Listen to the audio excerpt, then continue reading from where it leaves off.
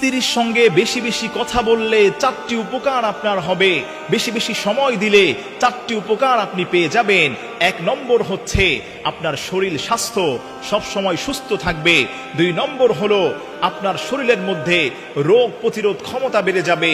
3 নম্বর হলো মানসিক চাপ থেকে আপনি নিজেকে বিরত রাখতে পারবেন। 4 নম্বর হলো আপনার হায়াত বৃদ্ধি পেয়ে যাবে। সুবহানাল্লাহ। আমরা অনেকেই তো আছি স্ত্রীকে সময় দিতে চাই না, স্ত্রীর সঙ্গে কথাও বলতে চাই না। অনেকে রাগান্বিত হয়ে নুন থেকে চুন খসলেই দেখা যায় স্ত্রীর উপর আঘাত করতে যান। প্রিয় ভাই, খবরদার এটা করবেন না। স্ত্রী হচ্ছে মানসিক শান্তির জায়গা। স্ত্রীর সঙ্গে যত বেশি বেশি কথাগুলো শেয়ার করবেন, যত বেশি বেশি আপনি কথা বলবেন, আল্লাহ রাব্বুল ইজ্জাত ওয়াল জালাল আপনার উপর রহমত নাজিল করবেন। স্ত্রীর হাতের উপর আপনি হাত রেখেছেন, হাতের গুনাহকে আল্লাহ মাফ করে দিবেন। স্ত্রীর চোখের সঙ্গে চোখ রেখেছেন, আল্লাহ চোখের গুনাহটাকে মাফ করে দিবেন।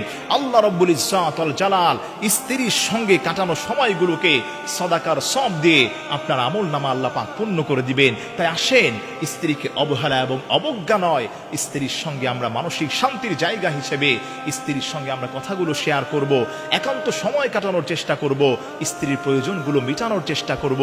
দেখবেন আপনার সংসারটাকে আল্লাহ পাক বরকতময় করে দিবেন, শান্তিময় করে দিবেন।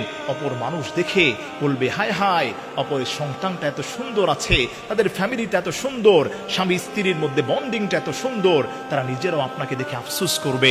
আল্লাহ রাব্বুল আলামিন স্বামী এবং স্ত্রীকে হুন্না লিবাসুল লাকুম ওয়া আনতুম লিবাসুল লাহুন্না, একে অন্যের জন্য আল্লাহ পাক পোশাক স্বরূপ করে দিয়েছেন। তাই আসেন, স্ত্রীর হকগুলো আদায় করার চেষ্টা করি, স্ত্রীকে রেসপন্স এবং রেসপেক্ট করার চেষ্টা করি।